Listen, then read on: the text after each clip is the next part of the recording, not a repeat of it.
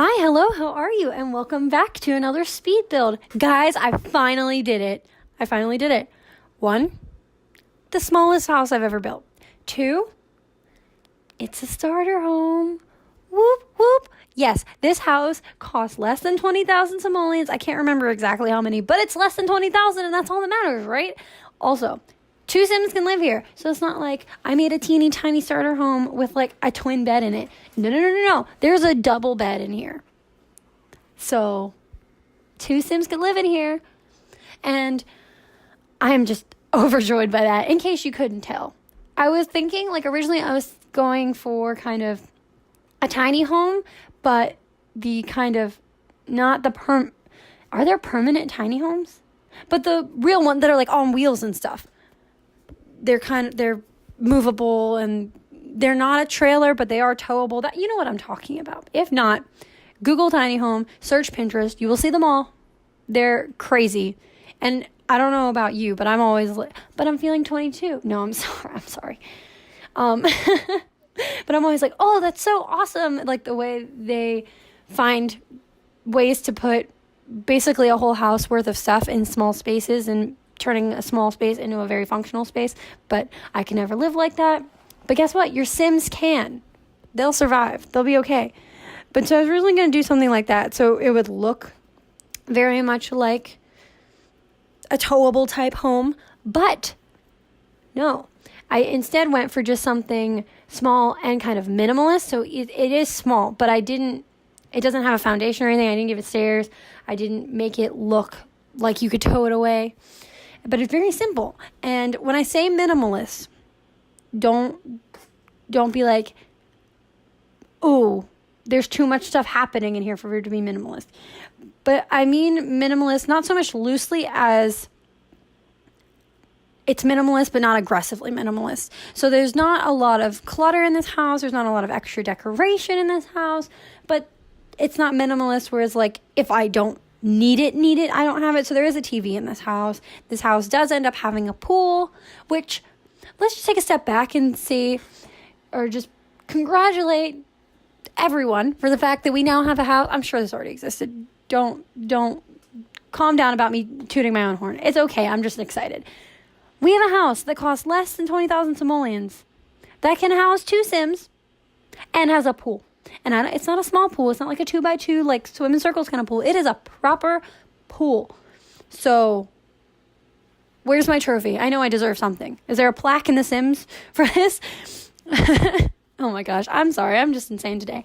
But yeah, so it's minimalist in that there's not a lot of decor and it's modern looking. So the hardest part, honestly, was, because it was actually going to be smaller than this, was figuring out where to put the bed. Because originally I was thinking, because a lot of tiny homes have it where there's like a little mini staircase and then they have kind of a loft with a bed in it. I was thinking of doing something like that, but I knew if I put a staircase in here, it was going to just wreck the space as far as like layout and stuff. And then I thought about using move objects to raise the bed, because you know your Sim can like glitch jump into it.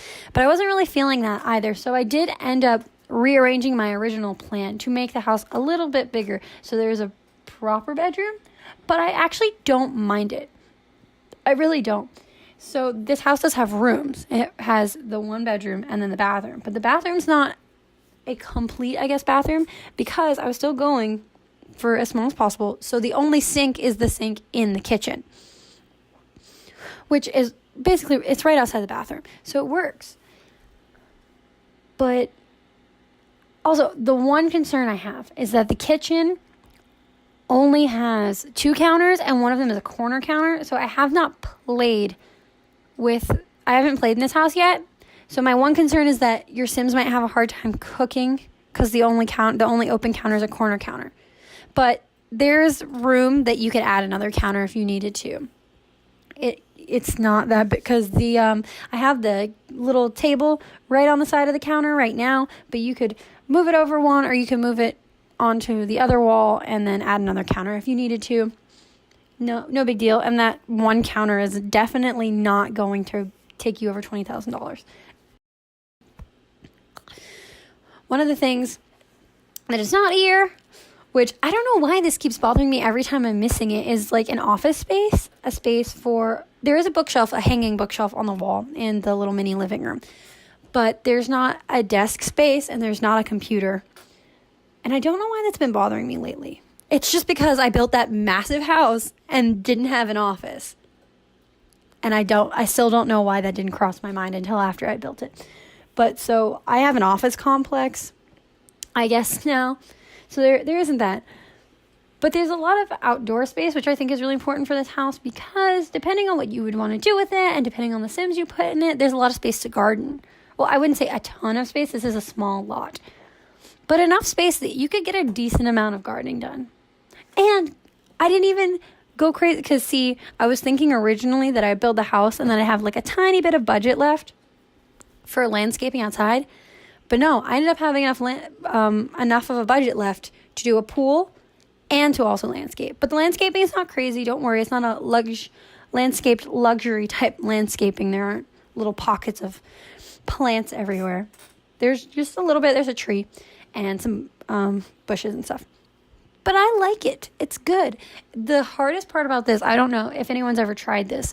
You might know what I'm talking about. But the hardest part of this was kind of planning in my head where everything would go, and then the function of everything, and honestly, thinking of every single thing your sim needs to live happily, not just like, oh, my sim can survive. Like, when you start a legacy challenge and you have no money, so you have literally one wall so that you can put your shower behind it and then your bed and stuff.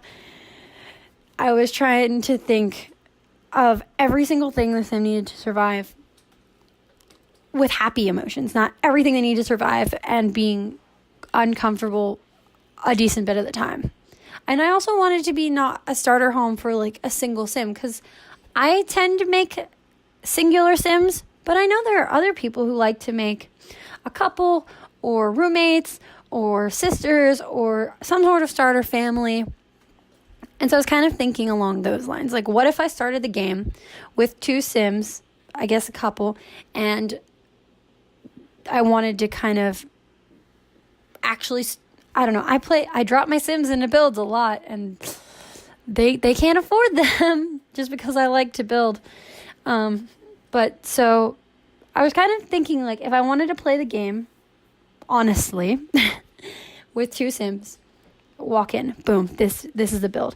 And I think there's even, you might have to move a thing or two, but this is even kind of a build that you could have a couple in, and then they could have /adopt/ whatever you want to do, a baby, and then there's be space for the crib, and then your Sims could save up to add on to this house when the kid grows up, or save up to buy another house, depending on whether you are more of an expansion type person or a move from lot to lot type person. That just depends. I also try to keep this house colorful but plain at the same time. So there isn't a lot of pattern in this house, but there is color. The living room has, I think, a purple wall, and then the kitchen's blue, the bedroom is green, but there's nothing going, it's not like a green wallpaper that's pattern or purple pattern wallpaper. It's solid colors and then pastels. So they're kind of muted, which I think really works. And then there's a little bit of art in here, but not a ton. And I think like the only clutter in the kitchen is a knife block, like you put all your kitchen knives in. And then, oh my gosh, I only put 2 plants in this house. 2. There's one in the bedroom and there's one in the living room. And that's it. How did I restrain myself to 2 plants? I have no idea. Just thinking about that makes me anxious. Oh my gosh. 2 plants in one house. Woo. And then there are a couple of things I am worried about playability wise, because like I said, I haven't play tested this house. The counter for one, and then 2, where that chair is in the living room, it kind of makes me sketch about whether or not you can use that floating bookshelf, but I'm sure you could just move something like a tiny bit over and then they both work. And then the other thing is, was there another thing? Maybe I'm not that sketchy about it. Or I guess also in general, being able to get into that kind of tiny living area where the couch is and stuff, I'm just a little sketchy about whether or not it fits. Oh, the other thing, the doorway and the fridge are sharing a wall, kind of ish. And I don't know if you'll get that weird thing. You know, sometimes if you place something too close to a door, the Sims think they can't go through the door, they can't use the object. Sometimes, like, I don't know if anyone else has had this, but where because you did something and move objects, sometimes they're like, nope, can't do that. And then sometimes they're like, oh, okay, whatever. So I'm a little worried about that with the fridge and the bathroom door. But it's probably fine. Also, it's weird to me how much I like that this house doesn't have any windows on the front except for the front door. Normally that would bother me a lot, that there aren't any front windows.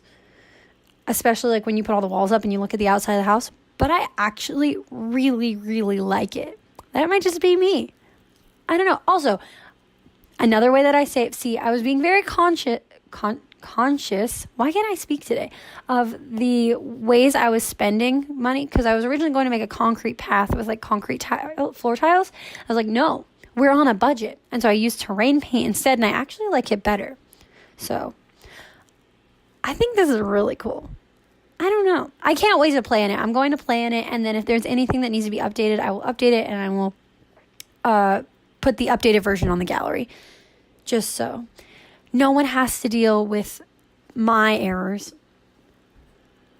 But yeah, I don't even know what else to say about this build. I'm just very excited that I finally completed this challenge I've been setting for myself of a starter home budget and then a tiny house. Next, I want to try to build a bigger house, like an 8-person home on a budget. And I'm not sure. I know there are challenges specifically for that, but I'm not sure if it's the 20,000 budget for those. I'll have to look into it. But I'm going to do it. Even if it takes me a couple tries, it'll happen because clearly I can work under a budget. I've got this, guys. Don't worry about it. But yeah, I would love to know what you think. I'm still also, like I've said in previous videos, I have a list of build ideas, kind of like not challenges specifically like super structured, but like some kind of mini challenges. But if you want me to build a specific thing, let me know. But anyway, the video is coming to an end. The screenshots are about to roll through. Don't forget to like, comment, and subscribe. I'd love to know what you think. I'll see you in the next video.